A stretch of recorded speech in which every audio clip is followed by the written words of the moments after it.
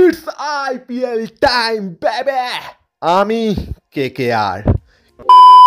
কিন্তু এই চ্যানেলে আমরা আইপিএল এর কথা বলি না, তাই সেই কথাটাকে আপাতত সাইডে রাখা যাক। এইখানে কথা হয় ডাব্লিউডাব্লিউই কে নিয়ে। আর আজকে ডাব্লিউডাব্লিউতে এমন একটা জিনিস হয়ে গেছে যেটার জন্য আমরা দীর্ঘ অনেক সময় ধরে অপেক্ষা করছিলাম।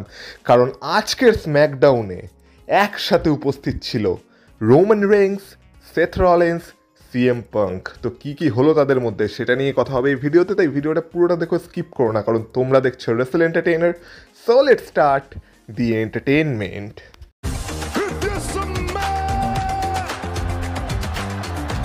Acknowledge me. Acknowledge me. You there, sitting at home. Acknowledge me. দেখো, সত্যি কথা বলতে গেলে আজকে স্ম্যাকডাউনের বাকি কোনো সেগমেন্টই আমার সেইভাবে ভালো লাগেনি, প্রথমের সেগমেন্টটা ছাড়া। যখন র্যান্ডি অর্টন এসেছিল আর পুরো ক্রাউড তার সাথে তার থিম সং গাইছিল, আর এটা যেহেতু আমরা জানি যে ইউরোপিয়ান ক্রাউড, তো এটা তো হবেই হবে, তো ভাইব একটা আলাদাই ছিল। তো র্যান্ডি অর্টন এসে এখানে নিজের বক্তব্য রাখে, কিন্তু তখনই তাকে ইন্টারাপ্ট করে কেভিন ওয়েন্স। আর কেভিন ওয়েন্স এসে আজকে র্যান্ডি অর্টনের কাছে ক্ষমা চায়। কেভিন ওয়েন্স বলে যে সে কোডি রোডসের সাথে যেটা করেছে সেটা কোডি রোডস ডিজার্ভ করে, সে স্যামি জেনের সাথে যেটা করেছে সেটা স্যামি জেন ডিজার্ভ করে, কিন্তু সে র্যান্ডি অর্টনের সাথে যেটা করেছে সেটা র্যান্ডি অর্টন ডিজার্ভ করে না। তার শুধু রাগ হয়েছিল যে কোডি রোডস রোমান রিংসের সাথে কীভাবে চলে এলো। আর সেই রাগটার পরে সে যখন দেখলো আর কি র্যান্ডি অর্টনও কোডি রোডসের সাথ দিচ্ছে, তখন সে সেই রাগে র্যান্ডি অর্টনকেও মেরেছিল। এইটা কেভিন ওয়েন্সের বক্তব্য ছিল। আর কেভিন ওয়েন্স বলছিল যে ঠিক আছে, যা হওয়ার হয়ে গেছে, সেসব ভুলে যা, চল আমরা আবার ট্যাগ টিমে চলে আসি। আর রাসেলমেনিয়ায় আমরা ট্যাগ টিম চ্যাম্পিয়নশিপের জন্য একটা ম্যাচে কম্পিট করি, আর আমরা নতুন ট্যাগ টিম চ্যাম্পিয়ন হয়ে যাই। তো র্যান্ডি অর্টনও তার কথা শোনে, আর তখন ক্রাউড নো করতে থাকে। তখন কেভিন ওয়েন্স বলে যে এসব ইডিয়েটদের কথা শুনিস না, এরা তো এসব বলবে, কিন্তু চল আমরা আমাদের ভালোটা বুঝি। তো র্যান্ডি অর্টন বলে যে আমি এটা প্রথমবার দেখছি যে কেভিন ওয়েন্স নিজের কর্মের জন্য কারো কাছে ক্ষমা চাইছে। কিন্তু র্যান্ডি অর্টন তারপর সেটাও বলে যে সেই ক্ষমাটাকে নিজের পেছনে গুজে নাও, কারণ আমি কোনো ট্যাগ টিমে আসছি না, উল্টে আমি তো এইটা চাইবো যে রাসেলমেনিয়ায় আমি যেন তোকেই শেষ করে দিতে পারি। তো এই বলে আজকে কেভিন ওয়েন্সকে ভালো মতো র্যান্ডি অর্টন চ্যালেঞ্জ করে দিয়েছে। আর র্যান্ডি অর্টনের চ্যালেঞ্জের পর এই ম্যাচটা অফিসিয়ালি রাসেলমেনিয়ার জন্য অ্যাডভার্টাইজড হয়ে গেছে। তো রাসেলমেনিয়ায় আমরা কেভিন ওয়েন্স ভার্সেস র্যান্ডি অর্টনের ম্যাচ দেখতে চলেছি। এবার শুধু দেখার বিষয় এটাই যে এই ম্যাচে র্যান্ডি অর্টন কেভিন ওয়েন্সকে আলটিমেটলি পয়েন্ট কিক মারতে পারে কিনা, কারণ র্যান্ডি অর্টন তো বলেছে যে পয়েন্ট কিক মেরে কেভিন ওয়েন্সের মাথাকে একদিক থেকে অন্যদিকে ঘুরিয়ে দেবে।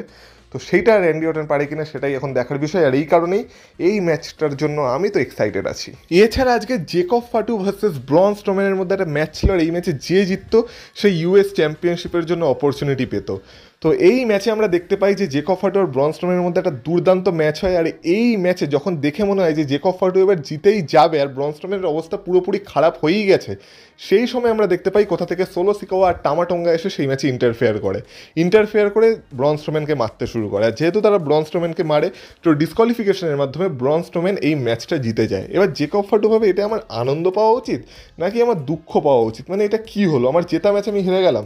তো সে প্রথমে একটু রেগেও গেছিলো সোলো সিকোয়া আর টামাটোঙ্গার উপর, কিন্তু তারপর সে নিজেও অ্যাটাক করতে শুরু করে দেয়। তো তখন আমরা দেখি যে এলে নাইট সেখানে ব্রন স্ট্রোম্যানকে বাঁচাতে আসে। তো তারা আর কি তারপরে রিং খালি করে দেয়, রিং থেকে জেকব ফাটু, সোলো সিকোয়া, টামাটোঙ্গা এদেরকে বের করে দেয়। আর লাস্টে আমরা এলে নাইট আর ব্রন স্ট্রোম্যানের মধ্যে একটা ফেস অফ দেখতে পাই, যেখানে তারা আর কি এটা আমাদের বলতে চায় যে এই চ্যাম্পিয়নশিপটার জন্য এবার আমি আসছি আর কি, ব্রন স্ট্রোম্যান এলে নাইটকে সেটাই বলে। তো দেখা যাক এই স্টোরি লাইনটা কোথায় লিড করে। আমার তো মনে হচ্ছে না যে ব্রন স্ট্রোম্যান আর এলে নাইটের ম্যাচ কোনো ক্লিন ম্যাচ হবে। এই ম্যাচে ব্লাড লাইনের কোনো না কোনো ইন্টারফারেন্স তো থাকবেই, আমাদের নিউ ব্লাড লাইনের।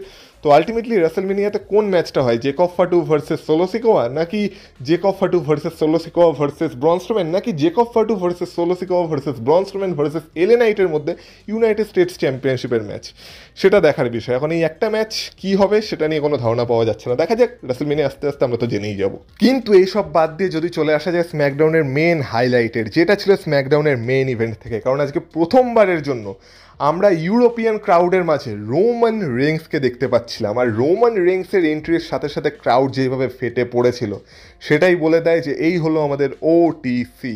তো রোমান রেইন্সের এন্ট্রেন্স হয়, রোমান রেইন্স রিংয়ে যায়, পুরো ক্রাউড রোমান রেইন্সের জন্য একটা গান করতে থাকে। তো তারপর রোমান রেইন্স মাইক হাতে তুলে নেয় আর পুরো ক্রাউডকে বলে তাদের ট্রাইবাল চিফকে অ্যাকনলেজ করতে, পুরো ক্রাউড সেটা করেও। তো তারপর রোমান রিংস বলে যে ওটিসি অনেক দিন পর এখানে এসেছে আর এখন নিজের সময় এসে নেবে, এখন তার হাতে 15 থেকে 20 মিনিটের সময় আছে। আর তারপর সে সেথ রলিন্স আর সিএম পাঙ্কের কথাও বলে যে সেথ রলিন্স আমাকে রয়্যাল রাম্বলের দিন মারার চেষ্টা করেছিল, কিন্তু তাতে কিছু না, কারণ আগের উইকে আমিও সেথ রলিন্সকে মারার চেষ্টা করেছি, তো হিসাব বরাবর। সিএম পাঙ্ককে নিয়ে বলে যে সিএম পাঙ্ক রয়্যাল রাম্বলের রোমান রিংসকে স্ক্রু করেছিল, তো সিএম পাঙ্কও সেই কারণে সে স্টিল কেজ ম্যাচে স্ক্রু করেছে আর ম্যাচটাকে হারিয়ে দিয়েছে আর কি। তো তারপর রোমান রিংস বলে যে এই যে 15 থেকে 20 মিনিট আমি এখানে আছি, যে তো যদি কারো আমাকে ইন্টারফেয়ার করার হয় তো দম থাকলে ইন্টারফেয়ার করে দেখা। তো সেই সময় রোমান রিংসকে ইন্টারফেয়ার করতে আসে আমাদের সেথ ফ্রিকিন রলিন্স।